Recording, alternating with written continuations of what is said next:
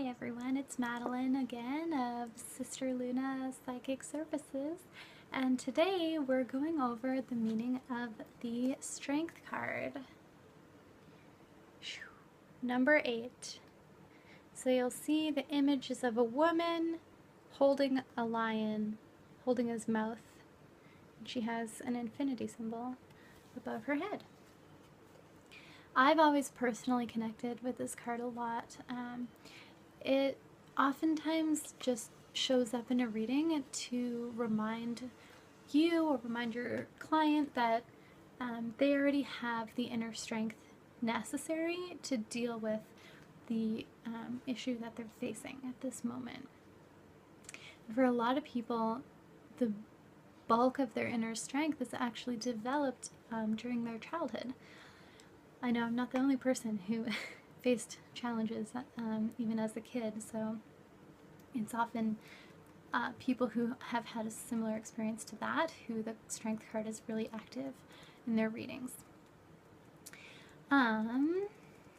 This is number 8, Roman numerals at the top there, but you also see the 8 turned on its side becomes infinity. That's going to be important in just a minute here.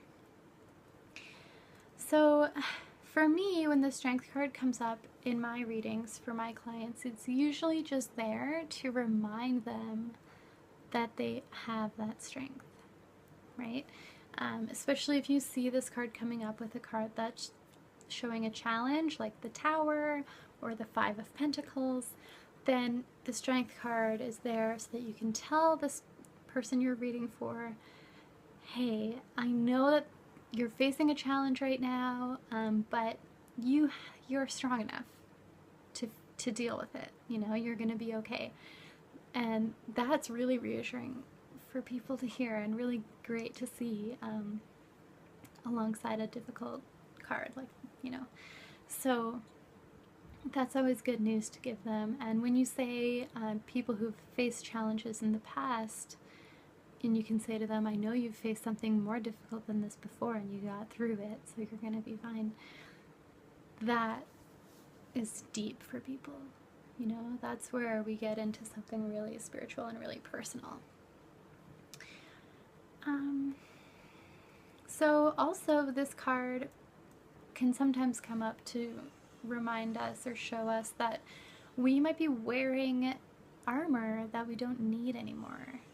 So again, back to facing challenges in the past, when you're in a war, it's a great idea to wear plate mail, but then the war is over and we forget to take that off.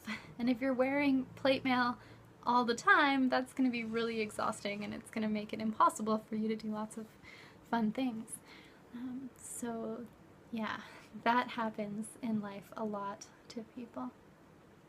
Sometimes that's referred to as putting up walls. It's the same sort of thing. It's a fear-based reaction to challenges. And I think it's worth pointing out that this card, it definitely is not about physical strength. It's about emotional strength, and I think that the greatest expression of true strength is actually compassion and vulnerability. If someone is, you know, if you're in a situation that is some kind of conflict and someone's coming to this moment with a lot of anger, the expression fighting fire with fire is actually kind of counterproductive. If you bring the cooling water, still water of compassion and love and presence to that moment when someone else is bringing anger, you'll find that that gets resolved very quickly. You know, you'll temper that anger and you'll avoid having to have a fight, right? So that's the best case scenario. So sometimes the Strength card does come up in readings to remind us not to react defensively and, you know, egoically and with anger to challenges or difficult situations or people, and instead to give them our compassion. In a lot of cultures, people will bow, and that was a sign of vulnerability and trust, because you're exposing your neck. So if someone's got a sword, like a katana, they could easily take your head off if you're bowing to them. But so that is very strong and brave to use compassion instead of combative ways of dealing with things. So, also this card is special to me because when I first met my partner, I did a reading. I was pretty crazy about him. Even this is literally the day I met him. And I did a reading and I got this card, the Strength card. And he is a Leo. He was the first Leo I'd ever met, and he's actually born on an eclipse, so he's a double Leo. And the card was almost literal. The imagery of him being the lion and me being that woman, embracing, and it signified that we would have a strong bond. And sure enough, it's been 5 years now, and we're still together, and our bond is very strong. So you can even read this card in relationship or love spreads as very good sign of a true and strong bond. But that armor aspect of the card can apply in a relationship spread also, so that's something to be aware of. Okay, thank you guys for listening. Oh, one more thing. This figure 8 here, infinity symbol that I was talking about. This is number 8.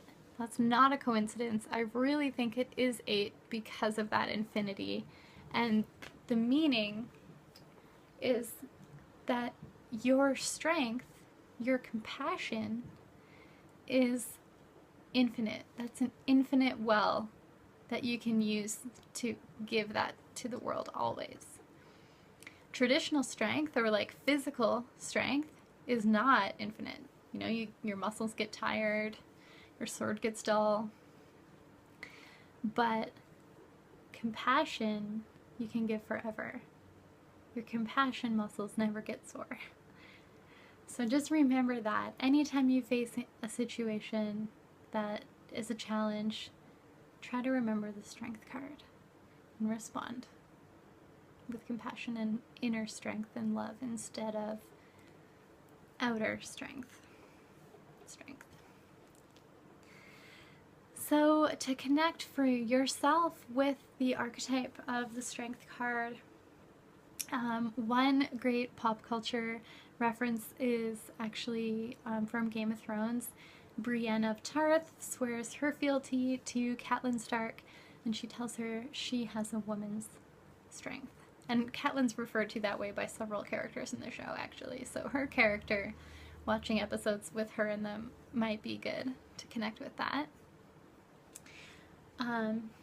Also, just practicing being compassionate. There are great meditations out there where you start with I love myself, and then you move into I love, your loved ones, family, lovers, and then you move into your friends, and you keep widening this circle to people that you're indifferent toward, and then eventually people who, when you're in an egoic state, you really don't like, or people whose opinions you disagree with, and offer them your compassion also.